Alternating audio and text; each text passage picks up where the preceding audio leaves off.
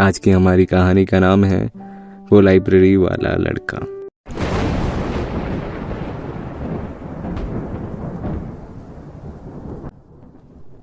वैसे तो इस बरसात के मौसम में बारिश का होना लाजमी था, पर आज और दिनों के मुकाबले बारिश थोड़ा ज़्यादा हो रही थी।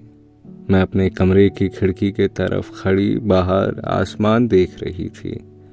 पूरे आसमान पर बादल बिखरे थे। तेज कड़कती बिजलियां बता रही थी कि आज शायद तूफान आएगा। आफरा, आप वहां क्या खड़ी हैं? बाहर बारिश हो रही है, अंदर आइए। जी अबू, मैंने अबू की तरफ देखकर कहा। अम्मी के इंतकाल के बाद अबू आपा और मुझे लेकर लखनऊ आ गए थे। मैं भी पास ही के कॉलेज से अपने आगे की पढ़ाई पूरी कर रही थी। मुझे पढ़ने का बहुत शौक था, इसी वजह से कॉलेज के बाद मेरा ज़्यादातर वक्त शहर के पास वाली लाइब्रेरी में ही कटता था। पर आज इस बारिश की वजह से ना तो मैं कॉलेज जा पाई और ना ही लाइब्रेरी। अल्लाह का शुक्र है अगले दिन बारिश नहीं हुई, बल्कि आज खिलखिलाती सुनहरी धूप निकली थी। मैं भी कॉलेज के बाद लाइब्रेरी में आकर बैठ गई, पर आज मेरा लाइब्रेरी में मन ही नहीं लग रहा था। एक तो मेरे सामने बैठा शख्स मुझे पिछले 15 मिनट से घूरे जा रहा था। उसकी वो चमकती नीली आंखें मुझे ऐसे देख रही थी मानो खा ही जाएगा मुझे आज ये। समझ नहीं आता लाइब्रेरी में पढ़ने आते हैं लड़कियां ताड़ने, मैंने मन ही मन कहा। अब तो ये किस्सा मानो हर रोज का हो गया था। वो लड़का हर रोज लाइब्रेरी में आता और मुझे उसी तरीके से घूरता। अब मुझे भी धीरे धीरे उसकी आदत सी होने लगी थी। अब शायद उसकी वो नीली चमकती आंखें मुझे सताती नहीं थी, पर हमने कभी एक दूसरे से बात नहीं करी। हाँ, कभी कभार किताब का पन्ना पलटते पलटते मेरी नजरें उसकी नजरों से टकरा जाती थी तो मैं हल्का सा मुस्कुरा देती थी। फिर एक दिन मैं लाइब्रेरी के शेल्फ से एक किताब निकाल रही थी कि तभी उसने पीछे से आकर मुझसे पहले वो किताब ले ली। जी सुनिए, ये किताब पहले मैंने देखी थी, मैंने उसकी तरफ देखकर कहा। देखने से क्या होता है, ये किताब तो मेरे हाथ में है। ये सुनकर मेरा मन तो किया कि उसका मुंह तोड़ दूं, पर मैं बिना कुछ बोले वहां से जाने लगी। जी सुनिए, लाइब्रेरी में ये किताब सिर्फ एक ही है।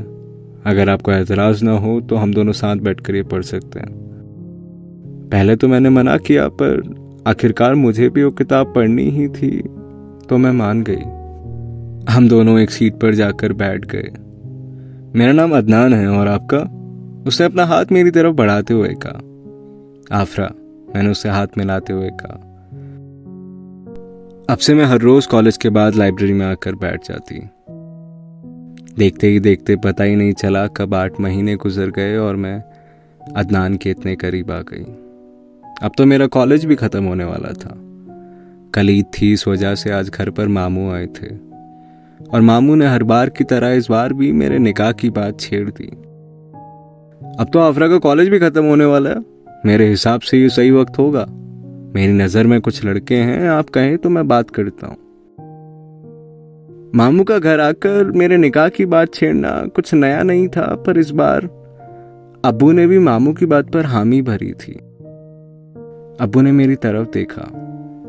मैं उनका सवाल समझ चुकी थी, पर मैं उन्हें कैसे बताती कि मेरे दिल में कोई और है। अब्बू बहुत सख्त थे, इसीलिए बात टालने के लिए मैंने कह दिया, अब्बू आपको जो मुनासिब लगे।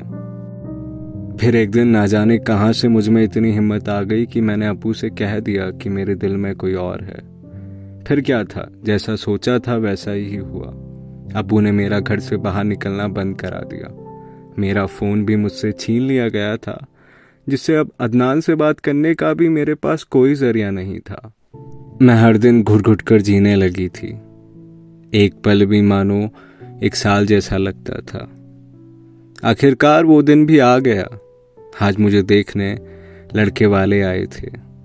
मैं अपने हाथों में चाय के कपों से सजा ट्रे लेकर उनके पास गई।